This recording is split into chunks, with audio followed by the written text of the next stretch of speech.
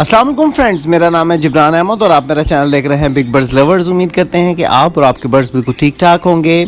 Friends, बहुत से दोस्त जो हैं वो सवाल कर रहे थे कि आप जो है वो हमेशा अपनी वीडियो में ये कहते हैं कि बर्ड्स को ठंडी हवा से बचाना चाहिए, सर्दी से कोई फ़र्क नहीं पड़ता और बर्ड को अगर ठंडी हवा लगे तो वो उसके लिए ख़तरनाक है। लेकिन आपने अपने पूरे शेड को कवर किया हुआ, लेकिन ये जो आपकी बड़ी फ़्लाइट है इसमें जो आपके रिंग नेक घूम रहे हैं इसको आपने कवर नहीं किया, तो क्या आपके बर्ड्स को ठंडी हवा से कोई नुकसान नहीं पहुंचता? आपके बर्ड्स इतने हेल्दी एक्टिव क्यों हैं? आपने कोई चीज़ की शेयर नहीं की, आप क्या डालते हैं इनको? तो ये बहुत से दोस्त सवाल पूछ रहे थे। मैंने कहा चलें इस पे जो है वो एक छोटी सी वीडियो बना दें और आप दोस्तों को बताएं कि क्या ऐसी वजह है कि पूरे शेड को कवर किया लेकिन इस बड़ी फ़्लाइट को कवर नहीं किया। और इसका जो ऊपर वाला हिस्सा है ये भी ओपन है, इसमें बारिश भी आती है, धूप भी आती है, हर चीज़ आती है, तो इनको क्यों नहीं फ़र्क पड़ता? जी फ्रेंड्स, तो टॉपिक से रिलेटेड ही कुछ बातें मेरे जहन में आती हैं। जैसा कि मिसाल के तौर पे एक आम स्पैरोज़ की मिसाल ले लें। जो आपके चिड़ियाँ आपके घर के आसपास जो है वो घूमती हैं, छतों पे, पार्क्स में आप देखते हैं छोटी छोटी स्पैरोज़ होती हैं, लेकिन उनको सर्दी नहीं लगती। वो जब फ्लाई करती हैं तो वो ऐसे ही है जैसे आप बगैर हेलमेट के बाइक पे जाएं तो आपको कितनी सर्दी लगती है, तो उसी स्पीड में जो है वो फ्लाई भी करती हैं। फिर सड़कों पे, पार्क्स में जो रात का ठंडा बर्फ़ पानी होता है उसमें वो पीती भी हैं, उसमें वो नहाती भी हैं और फिर भी वो फ्रेश रहती हैं। अगर उन्हीं स्पैरोज़ को पकड़ के केजेस में बंद कर दिया जाए 1.5 बाई 1.5 के खाने में अगर आप बंद कर दें तो मेरा नहीं ख्याल कि वो एक हफ़्ते से ज़्यादा सर्वाइव कर पाएंगी। इसी तरह एक और भी मिसाल मेरे जहन में आती है, जैसा कि मेरे पास जितने भी अब ये जो फ्लाइंग बर्ड्स में फ्लाई में जो बर्ड्स हैं ये मदर सेल्फ हैं। तो अब मेरा ख्याल से हमने अपने बर्ड्स को बहुत ही ज़्यादा सेंसिटिव बना दिया हुआ है। जस्ट लाइक ऐसे ही कि जैसे आप झुग्गियों में देखते हैं, झुग्गियों में रहने वाले बच्चों वहाँ पे तो हीटर नहीं होते, लेकिन वो बच्चे नंगे पाँव और जो है वो घूम रहे होते हैं, उनको कुछ नहीं होता। और हमारे बच्चे जो हैं वो हल्की सी सर्दी शुरू होती है तो हमारे बच्चों को नज़ला ज़ुकाम बुखार शुरू हो जाता है, क्योंकि हमने अपने बच्चों को सेंसिटिव इतना बनाया हुआ है। हमारे बच्चे जो हैं वो डब्बों के दूध पे पले हुए हैं, जो पाउडर मिल्क होता है उस पे बढ़े हुए हैं। हाँ, और जो दूसरे अगर आप देखें कि गरीब लोगों की तो पहुंच में ही नहीं है इतना एक्सपेंसिव दूध, वो तो जो है वो उनकी मदर्स ही फीड करवाती हैं, तो उनका इम्यून सिस्टम स्ट्रॉन्ग होता है।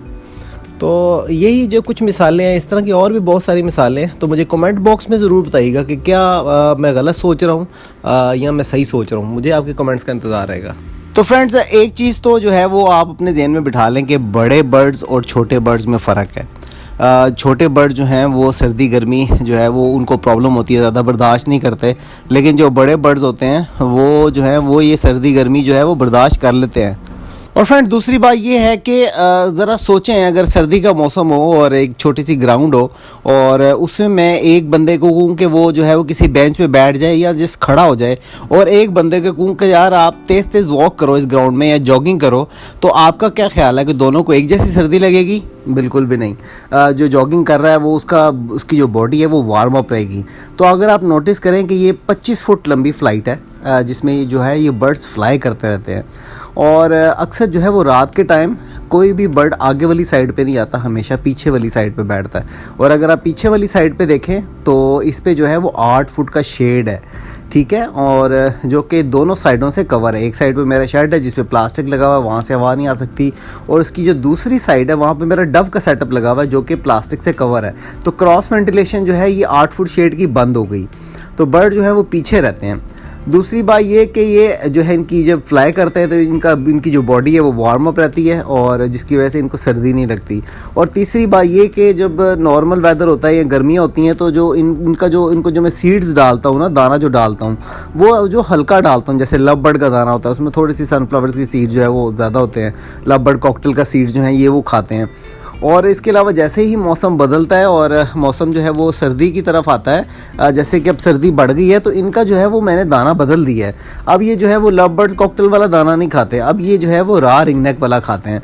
तो मतलब जो मोटे सीड्स होते हैं वो, और इसमें जो सनफ्लावर की सीड है वो उसकी मिकदार बढ़ा दी है, बंग के जो दाना होता है उसकी सीड जो है वो थोड़े से बढ़ा दिए, दाना बेसिकली इनका गर्म कर दिया है। वैसे जैसा कि मैंने पहले भी वीडियो में आपको बताया था कि जो है वो बर्ड को हीटर बल्ब इन ये लगाने से बेहतर है कि आप जो है वो बर्ड की बॉडी का टेम्परेचर मेंटेन कर लें, मतलब उनको गर्म सीड्स दें। तो मैं कोई ऑयल नहीं लगाता, किसी किस्म के झींगड़े केकड़े जो है वो मैं नहीं डालता, जस्ट इनका जो है वो मैंने जो सीड्स इनके गर्म कर दिए हैं, उसमें थोड़ी सी अलसी डाल दी है।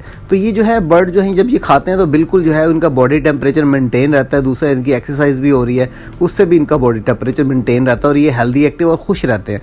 और जब धूप आती है तो फिर ये आगे आते हैं और धूप को सेकते हैं। तो इसलिए ये बर्ड जो है वो बड़े हेल्दी और एक्टिव है। अगर आपके पास ऐसी फ़्लाइट है तो अगर आप उनको कवर करने का सोच रहे हैं तो आप, अगर आपको बड़ी और लंबी फ़्लाइट है तो आप बिल्कुल बेफिक्र रहें, बस उनका दाना गर्म कर दें तो आपके बर्ड्स को कुछ भी नहीं होगा।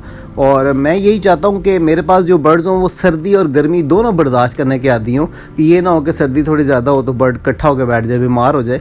तो ये जो बर्ड जो है, और एक और चीज़ जो मैं बतानी आपको भूल गया, जैसा कि आपको पता है कि मैं जो जितने भी मेरे पास जो रिंगनेक तैयार हो रहे हैं वो मदर सेल्फ हैं।